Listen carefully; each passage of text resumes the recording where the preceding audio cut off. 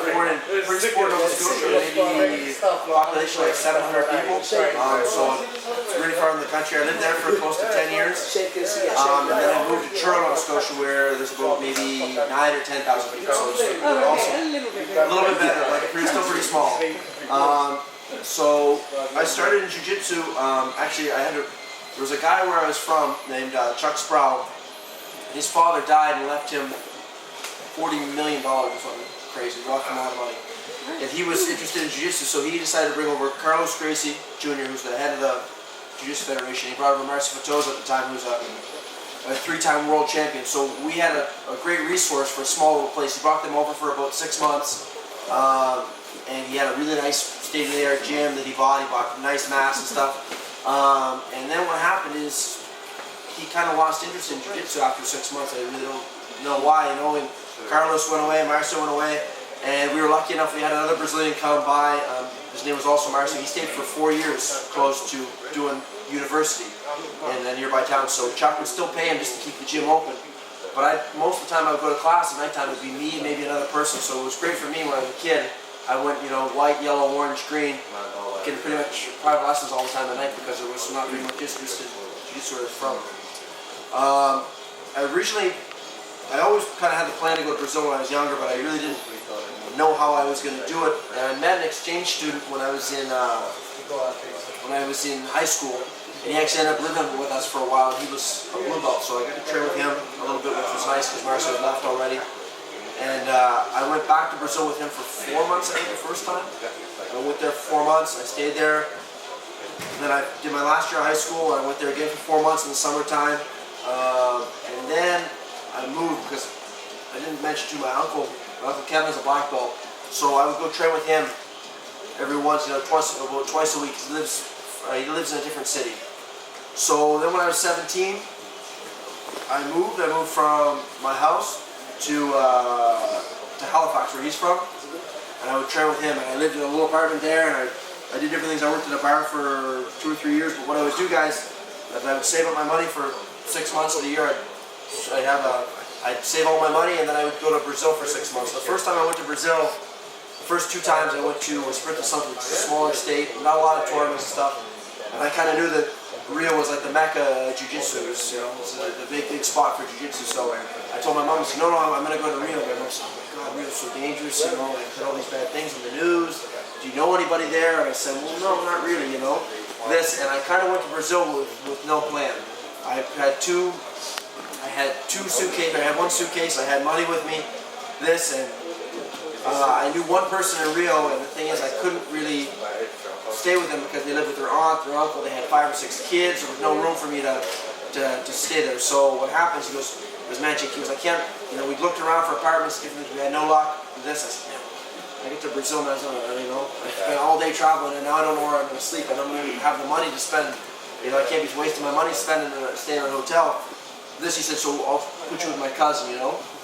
So I slept on his cousin's floor for close to a month, and then I eventually started training. Actually met one of Julio's friends, Anibo, who's a 7-3 black belt now, and him and Julio used to train for years together. I trained with him for a long time, and I trained at a couple different places until I met Cyborg, who was the guy I got my black belt from eventually. So by the time I was about 20, I switched from doing 6 months in Canada and 6 months in Brazil. Then I would do 6 months in Miami. I would clean Cyborg's gym. I lived in Cyborg's gym for a long time, and there's no beds there. I lived there with another 4 or 5 Brazilian guys, and we'd sleep on the mats. We'd clean the gym in the daytime and the nighttime. We'd help with the kids' classes, and then I would train all day. And then I would sleep at night on the mats as well, with 3 or 4 other guys. So I did that, and then I did purple belt, brown belt. I had a pretty good amount of success in those belts, competition-wise. And Cyborg told me, he goes, I'm going to give you the black belt. He said, I really don't think you're going to have a big support system, because I was training in Brazil, where I was training in a really small gym where he got his black belt. He said, you're not going to have a huge support system. You're not going to have a lot of training partners there, you know, to train with. He said, so I really want you to go to find a big school to go to, so you can have a good transition from brown belt over to black belt, because it's a big step. He said, where do you want to go? Do you want to go to Alliance? Do you want to go to Atos? Checkmat? I said, man, I don't really know where I want to go, you know. He said, what do you want to go check? I said, no, I don't really want to go there. He said, what about Atos or Alliance? I said, no, I don't want to live in Sao Paulo. I really like Rio and I've been there a lot of times. So I really like the lifestyle there. I like the beach, you know, I like the food. I have a lot of friends there. He goes, where do you think's the best place to train in Brazil? And I fought a lot of guys from GF team. I fought Italo, Glauco, Thiago Negão, Dentinho, Vinicius.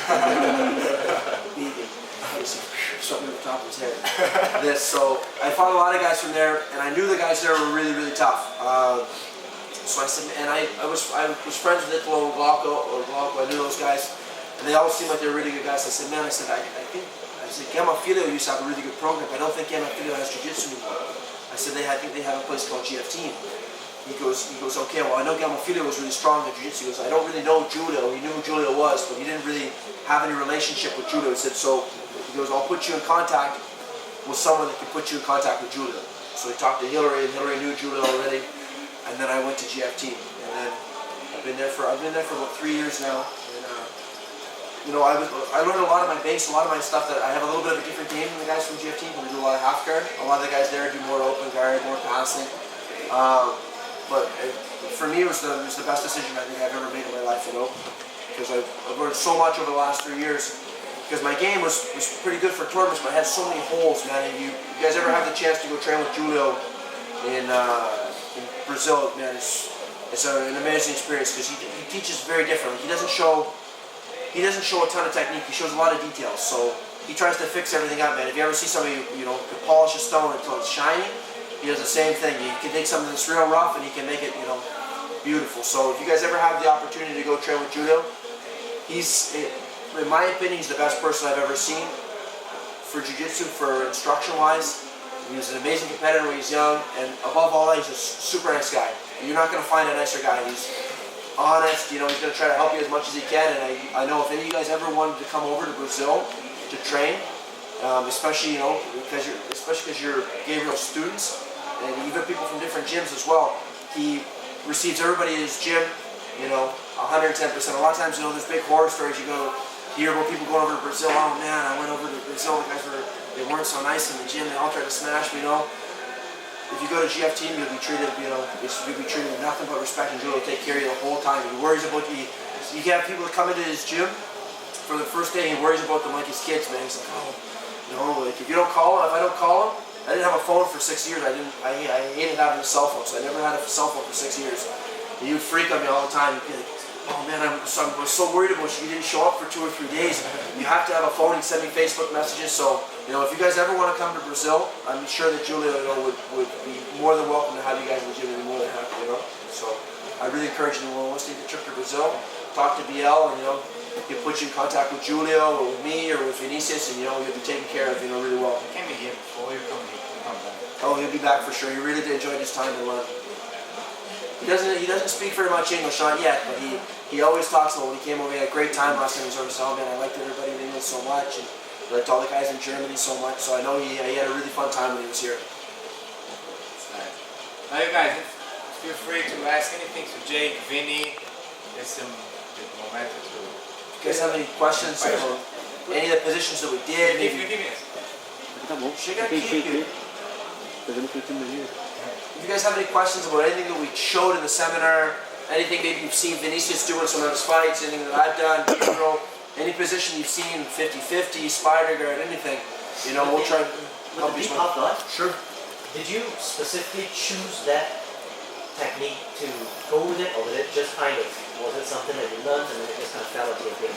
What happened was when I was younger, where I was from, we didn't have any jiu-jitsu tournaments. So I really was keen to do jiu-jitsu tournaments, but there was no really where for me to experiment. You know, I would go to the Pan Ams, I would go to the Mundials every year, but I really couldn't. I couldn't train a lot. So really, I did a lot of wrestling as a kid. I wrestled for 5 years. I compete a lot in wrestling. So I would compete a lot of times. I would compete like 10, 15 times a year in wrestling. And what happened is I always did the closed guard.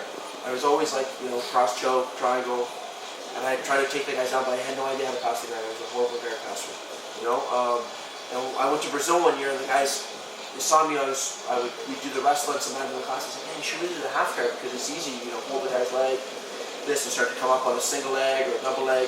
And from there is when I started to think, okay, well maybe this will work for me. And the first time I saw the deep half guard, nobody taught it to me. I saw it in a magazine. I saw it in a Gracie magazine. I used to get all the Gracie magazines and they weren't in English, they were all in Portuguese. So I couldn't read the steps either. So I look at the magazine going, okay, man, how do you figure this thing out? Or this. And I tried it, bro, the first day, and I'll tell you, for me, if I learn a technique, it takes me forever to get it. Like if Gabriel or Vinicius might show me something, it might take me 2 months to be able to do it. I'm not the quickest study. And I look at this magazine, I'm like, I think this will work for me, man. I did the first day. And then I knew that was my move. I knew that this was going to be What belt were you at that time? I was a blue belt. I've been a blue belt for a while. I've been a blue belt for like 3 years at the time. So I was almost a purple belt. But that's when I started to play with it. You learn by looking and hearing then, whereas I learn by doing it without looking and hearing so much. Like, it confuses me more if I pay too much attention to it. Well, that's the thing about Jiu-Jitsu. Yeah. Everybody learns in a different way. You know, it's anything in life. If you're doing school, if you're doing anything, everybody has different applicational learning. But you know, I'm not a great visual learner like this. But I looked at the thing and it made sense to me. Yeah. Okay. Well, that's good. So I was lucky in that sense. Yeah. Question, Jake.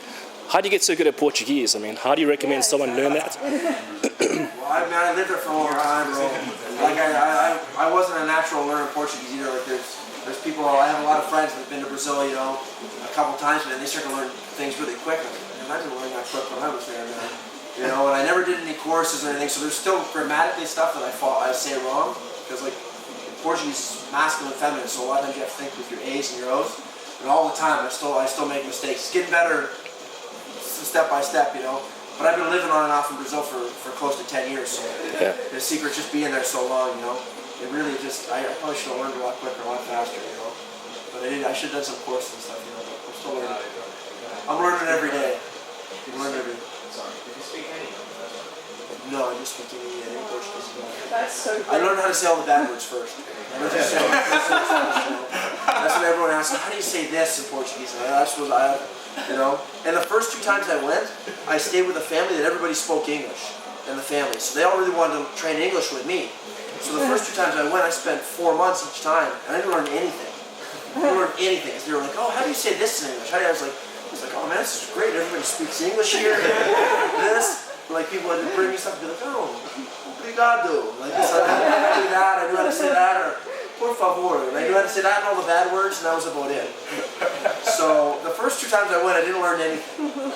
And the first thing I remember learning how to do is I always liked acai, so I would go to this. I was living by myself. I finally found a place when I was in Rio, and I wanted to go order acai all the time. So I guess I'd go.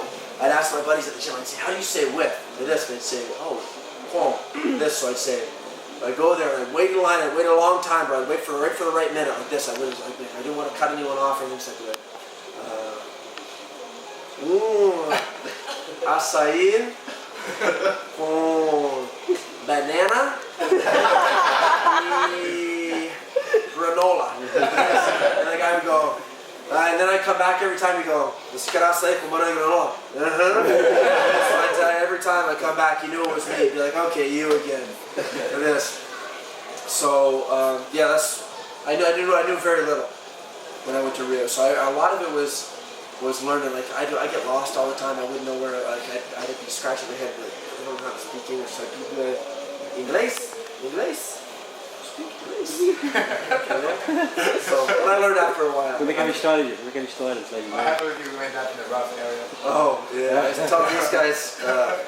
I used to train in Baja, bro. When I was a brown belt. I think I was close to a brown belt. Like this. I think I was probably a brown belt. And so I could. California. Huh? Baja, you said. No, Rio. Right. So I lived far away from the gym. I lived like an hour bus ride. So I take a bus every day to get to the gym, back and forth. Nice. And I would do that twice a day because I would go home. I would train in the morning, the afternoon.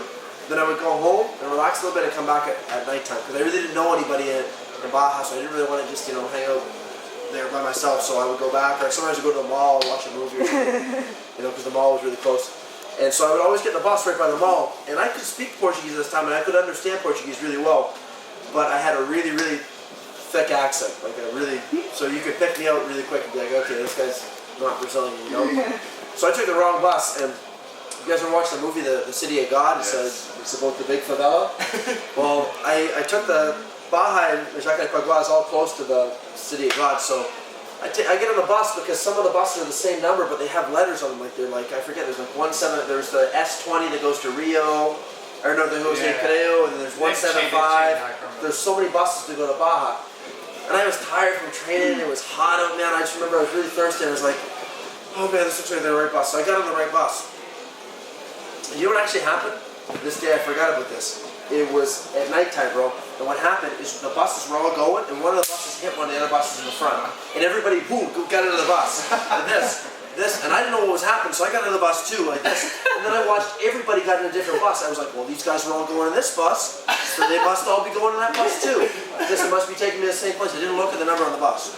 So they got in the bus, and I'm sitting there, and I'm like, oh man, I'm so tired, man, I'm so thirsty, like this, and I'm getting by, and I'm like, this does not look like the route I usually get to go home, like this. And I was like, it's probably gonna take me. All these people are on the same bus, so people are getting off, and like, I'm looking on the bus, I'm like, I'm the only one on the bus, man. And the guy stops at the last station, and we're in the hood, and I'm looking. I didn't know it was the City of God, so but it looks like the slums, and I was like. And the guy's going, you gotta get off, man, you gotta get off, this is the last stop. And I'm like, oh, no, I'm gonna get off here, like this.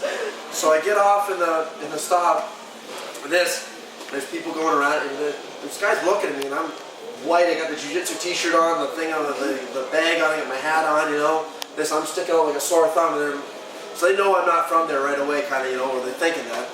And so I was like, man, I gotta come up with a plan, man. If these guys start asking me Portuguese, they're gonna know I'm not from here, bro. And I'm thinking I'm gonna get kidnapped or something, They're gonna ransom me to my parents. My parents got no money, so I'm gonna be done for, So so the buddy comes over. One of the guys asked to come over. I was really nervous. I was sweating. I was so nervous, And he asked me for the time or smoke or cigarette or something. I forget what he asked me for. And I had in my head right away. I was like, I'm gonna make this guy feel bad for me. So when he comes over, I pretended that I had a hearing problem, so I was like, I have a problem speaking with my ear. So I tell him I'm stuttering like this. I said, I want a taxi. And I'm stuttering, I'm talking like that, and he goes, oh bro, let me help you right away, man. You take a taxi, you gotta go right down this way, man. You can't go wrong. Look, you're just gonna go straight, bro. I felt so bad for you. He's probably thinking afterwards, after he directed me to the taxi, because I got in the taxi, I just told him, I said, man, take me to Copacabana, bro. I want to get back home. I said, Copacabana, that's what I told him. The guy's probably sitting afterwards. Wait, hang on a second. He was pretty white, he had big cauliflower ears, bro. And he talked kind of funny for a Jiu-Jitsu guy, because he had the shirt that said Jiu-Jitsu on it, I got home, and I got out of the hood pretty quick, man. Oh my god, that's sharp thinking, though. So that was my time in the hood. That was the one time. It was the one time I went to the City of God, and I'm never going back, bro. I'm never going back. You guys have any other questions about positions or anything you want to see or anything like that? Any requests? So with the deep half, if the guy bends his leg, how do you straighten it out? That little hook in the back. Yeah, so like this is the thing. So when I'm here,